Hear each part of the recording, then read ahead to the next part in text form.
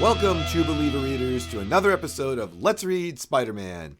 And here is a man who will team up with me today, my other friend. Oh, boy, I kicked this last part. My friend Eddie. How are you today, Eddie? I'm ready to team up, just like I have for, 6 months now? Yeah. We're definitely a team up, so I'm doing great. Do you know why I said team up? Do you know why I did that? I think so, James B., because we're doing Marvel team-ups today. Yeah. Do you understand what Marvel team up is now? I think I do. It's like bringing different things from different comic books together, different personalities for sure. It's a cash grab to try to get more Spider-Man content. And it's going to start off with some good content. And then eventually they're going to just throw random people in there and it's going to get messy and they'll be all. It's not always a Spider-Man book, too. There's 150 issues and 140 of Spider-Man in them. But we're going to cover. I think we're going to cover the most important ones, the most interesting ones. I did a little research on which ones are the best. I don't think we're going to cover all 150 of these for sure, but we're definitely going to cover the first 4 because our friend Morbius, who we've been talking about for 2 podcasts in a row, is in one of these books, but he's not in the first one. Eddie, why don't you tell us the title and some information about the first one, and then I'll do the summary. Okay, this is from March of 1972. Roy Thomas and Ross Andrew present Marvel Team Up 1, Have Yourself a Sandman Little Christmas. Yes, it's Christmas time. Spider-Man can't finish off the Sandman quick enough. So Peter goes to get the Fantastic Four because he wants to get back to Gwendy on Christmas Eve. Johnny and Spider-Man tease each other as usual, and they team up to break up a few minor crimes before they find the Sandman, who, Eddie, he actually defeats them. That's right. Flint Marko, in his new costume, ties them up, throws them in a water tank. But the heroes escape after getting a hint from the Sandman about how to escape. See, Sandman is trying to visit his mom, and he agrees to come peacefully after the visit. Peter even gives him a gift for Sandman to give to his mom after Sandman explains the situation. The Sandman does see his mom, and later he escapes through the drain. It's Christmas, so our heroes don't seem to care. Eddie, that's Marvel Team Up 1. All right. I think the first panel on the first page, because if you look at the cover, it's pretty intense. Like, the Human Torch is throwing fireballs at Spidey, but this first panel, I can read this part. "'Tis the day before Christmas, and all along the sand, not a creature is stirring. Save the polar bear clan." And there's a great shot of a man in a very small bathing suit with a rather large gut. And that, I think, lays the tone for the rest of this book. It is rather silly. Yeah, this is something that the multiverse of badness guys, Zach and Mike, they would approve. Yeah, they would. This is for them, this issue. But, we're not going to spend too much time on Marvel Team Up 1 because this isn't the one that I wanted to talk about. All right. Why don't you give us the introduction for Marvel Team Up number 2? Marvel Team Up number 2 showed up in May of 1972. Jerry Conway and Ross Andrew present Marvel Team Up 2, and Spidey makes 4. So Johnny Storm, he needs a friend. That's right. He's feeling down, and he goes to find Spidey, who, being the jerk he is, brushes him off. Meanwhile, the Frightful Four have a plan. Down a member, they want to recruit Spidey. Spider-Man shows up at Fantastic Four headquarters when, without any explanation, he silently helps the Frightful Four subdue the Human Torch. This is shocking to the reader. I had to go back and see if I missed something. Did this happen to you, Eddie? Absolutely. I reread it several times. Why don't you tell us the rest of this book and we can go back then? Okay. So just to be clear, Spider-Man is helping the Frightful Four, but he's clearly not talking. And that's sort of relevant the way that they spell it out. So anyway, the wizard, he's like messing around with the negative zone stuff when Annihilus makes himself known. And I'll explain this to you guys in a minute if you don't know who these people are. Thank you. The Torch frees himself and he gets through to, I guess, a hypnotized Spider-Man who breaks out of this trance. And then Spider-Man and the Human Torch team up to defeat the Trapster. Then they defeat Annihilus and then the Sandman. And then Spidey goes home. And that's it. Well, so yeah, we need to break this down a little bit. Go ahead and hit me with some questions. I'm ready to go. James B., we got to go back to this part where Spider-Man inexplicably just becomes hypnotized, I guess, and attacks Johnny Storm. I think it could be the best part of the book, and yet I don't think there's a single panel that shows it. Spider-Man on page 5, he swings away. Yeah. The Wizard Okay. sees him on page 5 and says, there, he is the one that will complete our little group. The Wizard has plans for our japing friend. And it says, we're going to strike the Fantastic Four. This is page 5. Yeah. Okay. 5 panels later, Spider-Man is at the door. Yeah. Not talking. Will not talk. And Johnny Storm just assumes, all right, you must be angry. You can apologize up here and lets him in, and then he's going to apologize too? I'm not... Okay, the Wizard is not a hypnotist. This isn't the Ringmaster.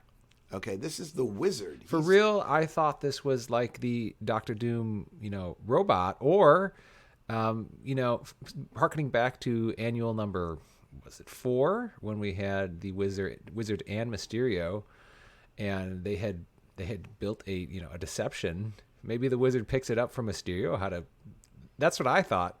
But then it turns out to really be Spider-Man. Yeah.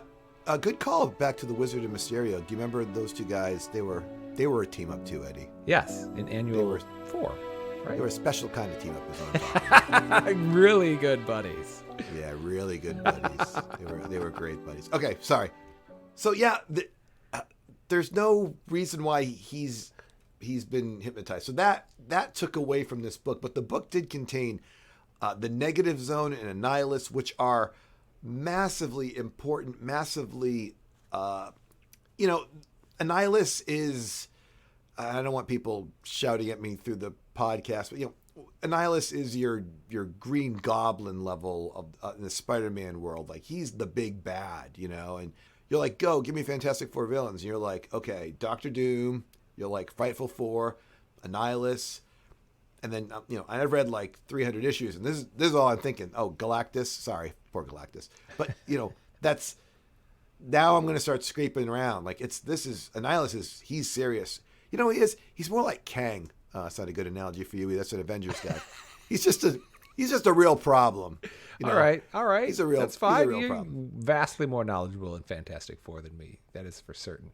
So, and Flint Marko, by the way, what a great smart way of bringing over the Sandman, since he's in both groups and being since Sandman's a Spider-Man villain and a Fantastic Four villain, an original. What a great guy. What's up with his costume, by the way? He's got like a helm on now. Masks. We saw this in the first Marvel team up, and I didn't recognize him. Really, I thought this was somebody else who was like Sandman, and then realized this is a costume concocted by the Wizard, I guess, to enhance his sand powers. Oh. But I don't think it works very well. Like, he doesn't seem any better or worse. Like, in this book, Johnny Storm turns him to glass by throwing a bunch of fire at him, which I always thought this is not a good matchup. Johnny Storm versus Sandman. It's pretty fast. And listeners, you're not going to go pick up this book, so I'm just going to tell you, he's basically wearing like a green costume, a la like the Juggernaut from the X-Men, where he's got the excellent analogy, the eyepiece. He's a little less husky, but I don't want to spend too much more time on this one because it ends with everybody being beaten up by our heroes at the last minute. Yep. And they defeat everybody. It just tells me that these guys are a great team, and hopefully they can come back and do it again, right? A great team I question quite heavily, because this Johnny Storm and Spider-Man's relationship is fractured at best, I would say. But speaking of relationship problems, we're going to see Spidey with a couple more heroes to interact with. Let's look at Marvel Team Up number 3 from July of 1972. This is Jerry Conway and Ross Andrew again in The Power to Purge. Eddie, did you notice these books are all 2 months apart? Oh, I did not notice that. Not a monthly title. Oh, interesting. Yeah. Keeping them 2 months apart. Speaking of two, there are two black brothers fighting with each other about the lifestyle choices they have made. After a scuffle, the college boy brother, we'll call him, leaves, and the other comes across Morbius, who unfortunately turns him into a vampire's assistant. Meanwhile, Spider-Man is having head problems again, some kind of headache. He can't shoot webs and control his powers. He's, fumbling all around. It's interesting. At the beginning of this book, we see Morbius create a vampire. I didn't know this was possible. Did you, James B? I knew that vampires could create like vampires' assistants and stuff Well, like that. I think we have kind of a common view of what vampires are, but I always assumed Morbius was outside of that scope, even though he's declared himself a vampire. Nonetheless, this is interesting because Morbius's blood is a big part of this book and features into Spidey's problems later on. Why don't you continue, James B? Okay, I just want to also mention this is his third book. Ah, yes. Am I right? Yeah. Like right. ever. Third book ever, yes. That's So his third book ever is, yeah. Right, I'm saying his third book ever is Marvel Team Up 3. So like we had like first Morbius Origin, and now he's in a team up. So when we see him turning someone to a vampire's assistant, I mean, maybe this is what it's only the third book. That's true. I like this blitz on Morbius. Let's get him in there as much as we can. Yeah, and for those who are listening to this sometime in the future, we're doing this about 4 weeks before they release the Morbius movie. So this is very convenient for us too. Excellent. Smart marketing. We're gonna get the big bucks. Wait till our sponsor comes in. We're gonna love our sponsor's gonna be rake. We're getting a lot of money for our sponsors. Get a nice vacation from that one. Okay. Sure we will. I think our sponsor's a PSA today. I don't think they pay that much. Hey, thank you for the lead in there. The Fantastic Four are visited by Michael Morbius's fiance, Martine, who retells the Morbius origin story. Hans Jorgensen is referenced as a scientist who might be able to help, having corresponded with Michael Morbius. Johnny goes off to find Jorgensen at his college, and meanwhile, Spider-Man also searches for the professor and hopes to find a cure for his headache. Spider-Man is going to Jorgensen for help. Seems to be just a professor Peter has. Does he have any other friends that could help him that you can think of? I want to go back to Doc Connors because last time he asked him for help, he turned into the lizard and almost got himself killed. So I would rule him out. He did waste his. I don't know who else he could ask for help. I mean, I don't know. I just think taking a little bit of a poll of his friends right now. He's got Joe Robbie. Okay. He's got. Joe Robbie can't help with a headache. He's got. Well, I mean, he could help Spider-Man, right? And then, like you said, he's got Doc Connors. And then no, he can't go there. He can't really do that. But then what about, he could go to the Fantastic Four. It's not like that's unheard of that he could go to, like, Reed Richards for help, right? Correct. I think, can he go to Dr. Bromwell as Peter Parker with a headache problem? I think, he could.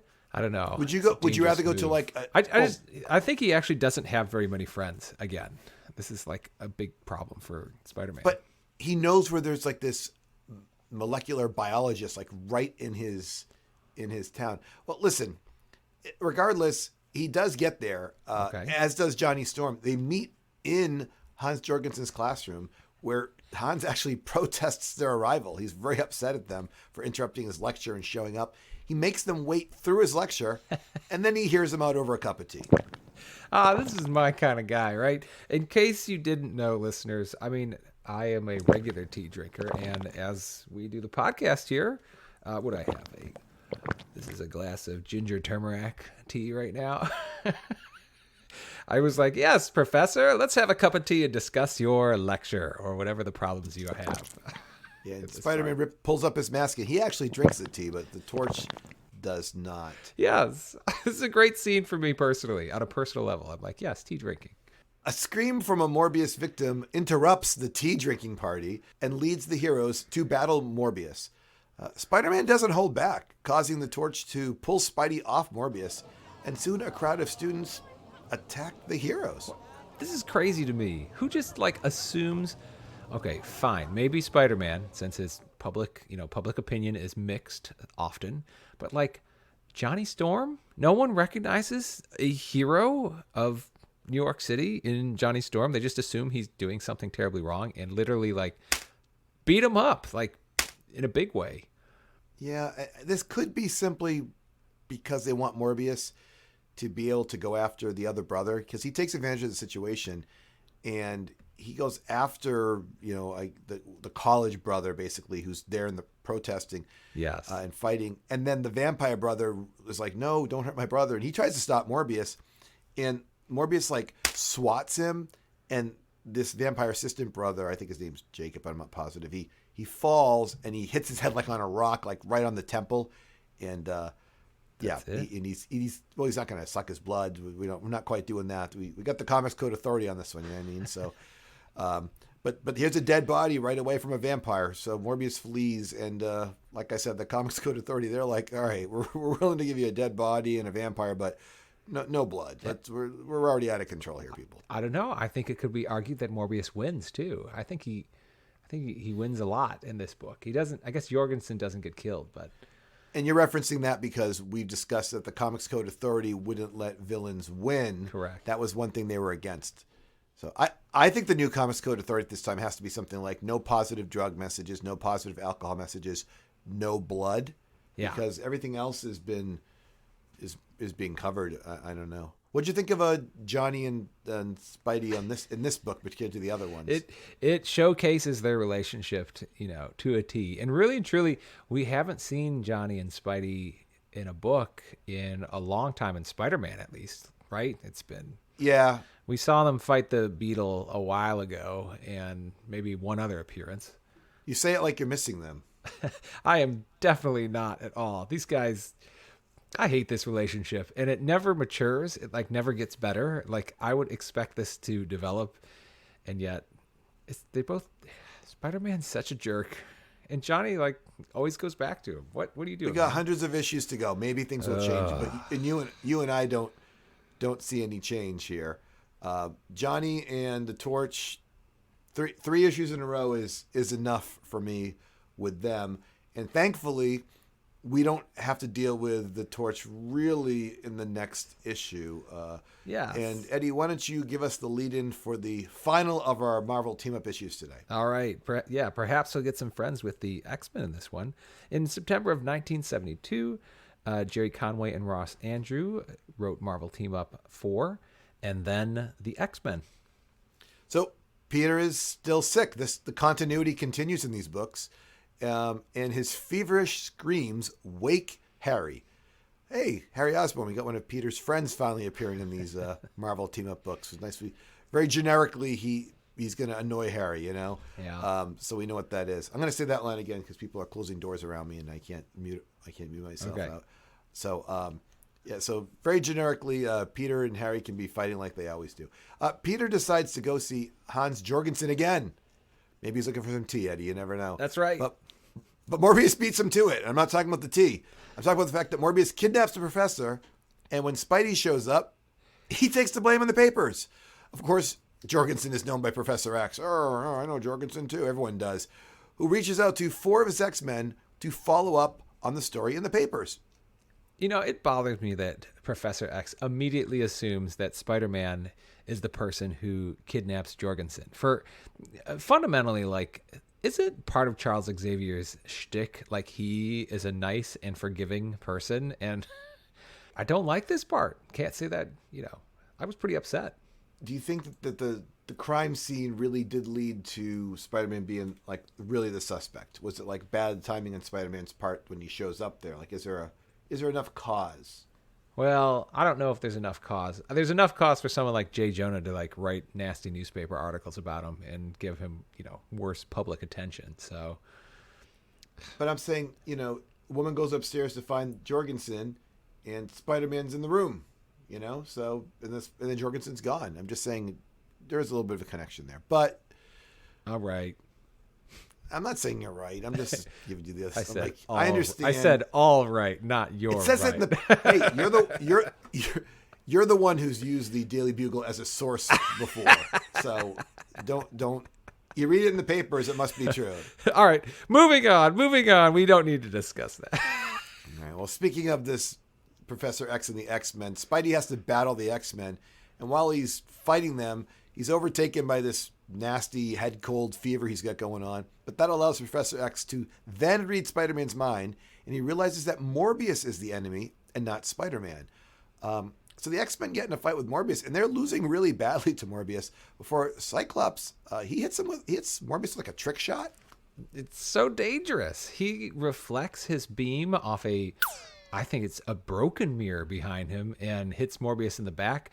Keep in mind here, Jean Grey, Morbius is holding Jean Grey in like a arm lock, and he could just bite her at any time, or he's strong enough to like probably, tear her in half or whatever. Incredibly risky Cyclops. Terrible idea. It's one of those scenes in the movie where somebody's like, you can't take the shot, and the person's like, take the shot. I don't care. Take the shot, Ugh. But he shoots, like you said, behind, which is kind of, I actually loved it. I thought it was a great far too great risky panel for me. Oh, I thought it was so worried for poor Jean Grey. All right, you say risky, I say it was the best Heroic, panel, and I loved it. Well, Xavier and Jean do some mind reading, and they can determine where Jorgensen is. Soon, the unconscious Morbius joins weakened Spider-Man and the liberated Jorgensen, all at Xavier's mansion, where Spider-Man is cured. And accolades go to Jean for finding Jorgensen. Spidey is thankful, and to celebrate, he kisses Jean Grey right on the lips, and then he jumps through a window, crashing through it, breaking glass everywhere. What'd you think of that? What is wrong with Spider-Man? The kiss is, this is it's not even borderline. This is assault. What is he doing? Like, Jean Grey's eye, and then if you look at this last panel, Professor Xavier looks like his brain is going to explode here as he's watching the kiss happen. And then Spider-Man crashes out the window. Like, yes, he says you're in the X-Men's like. Yeah, let's get the panel by panel here. It says, apparently the accolade is universal, Jean. I think, and Spider-Man says, "Don't, Professor. After all, I can't really thank any of you guys. But as for the lady, Jean, I can thank her." Like you said, pulls up his mask, or the original pull up the mask kiss, right? Kisses her, and then his line is, "And now that that's done, I got to be saying goodbye." And he smashes right through the window, and it says crack. And it says, "Because not only am I slightly antisocial, but it's already hours past my bedtime." And then Jean says, "Well, sir, I suppose that ties it up, does it?" And she's like smiling, like, yeah. There's a small grin on her face, which I assure no real life Jean Grey would have after that. And then the professor's line is, "I wonder, Jean, I truly wonder." which sort of, it would fit any other storyline, I suppose. It looks like he's looking at Morbius, but honestly, if he's not thinking like, what is wrong with Spider-Man, I'm not digging through that head again. Like, and everyone else is looking out the window with Spider-Man swinging away, and he's like staring at Morbius. So crazy ending. You liked 4 better than I did. I know that, right? I liked 4. I guess I just haven't seen the X-Men in action. I need a little bit more X-Men. But yeah, I liked the plot twists in it too. How it kind of moves around. Like they need Morbius's blood again to actually cure Spider-Man, since he got his injection to get rid of his extra arms, but it seems to continue to, give him a toxin, which is gonna kill him. Yeah. Until they save him. That's a great point, Eddie. Let me just give you, I know I've been doing a little bit of reading here, but I think this is read what Jorgensen says. So Jorgensen here at the end, he says, "This is hardly paradise, my friend, though you would have found it, I think, if Charles hadn't lent me the use of his equipment. We inoculated you with an extract of the original enzyme, a difficult procedure, but luckily quite effective."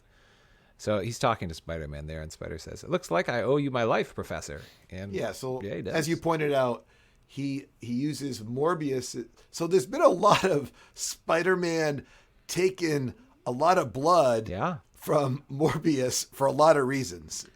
They're like, "We need your blood because we got to get rid of your 6 arms," right? There's so much like Morbius. And then I need your...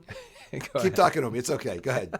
Like blood is just such a theme now. Like blood occupies so much of Spider-Man. Sucking blood enzymes, everything. It's all over the place. Never seen though. Never seen. They will never break that rule, I guess. So it's it's like an action movie, PG-13.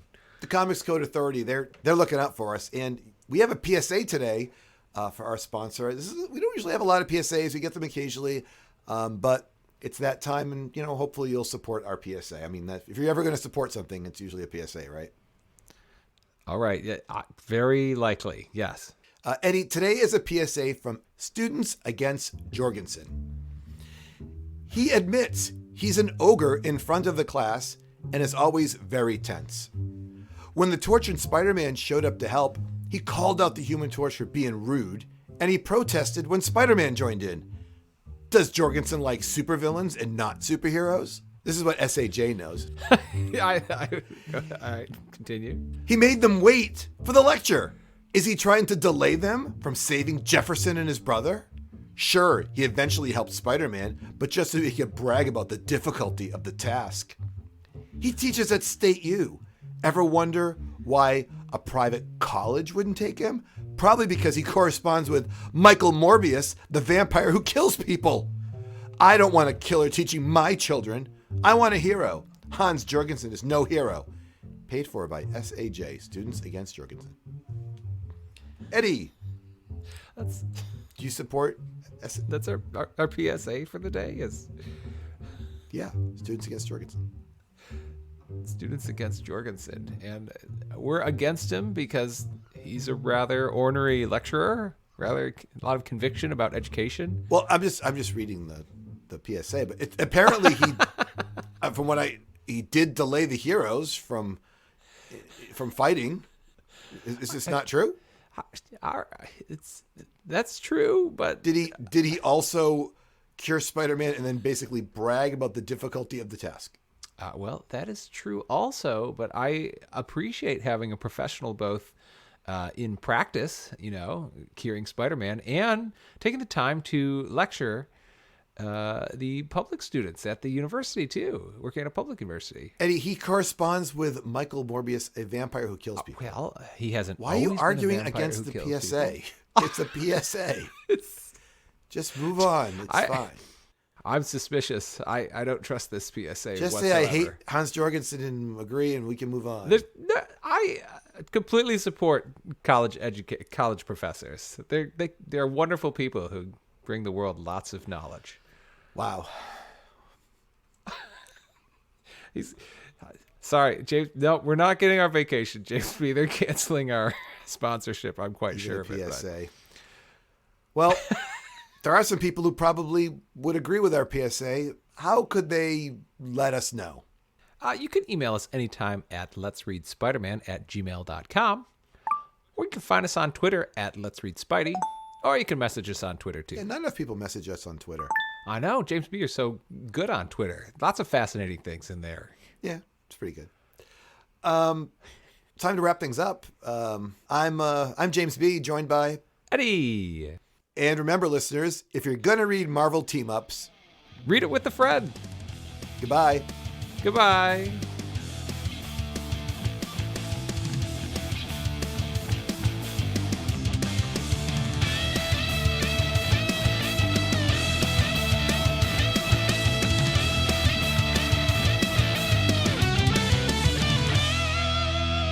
I got to put that picture of him kissing Jean Grey without permission. That's going to be the what is this going to say? My Twitter thing's going to be like for sexual assault scene in the Spider-Man. Hashtag me too, Yeah, he doesn't get her alone. He's doing it like literally with the X-Men there. So right. And do you see?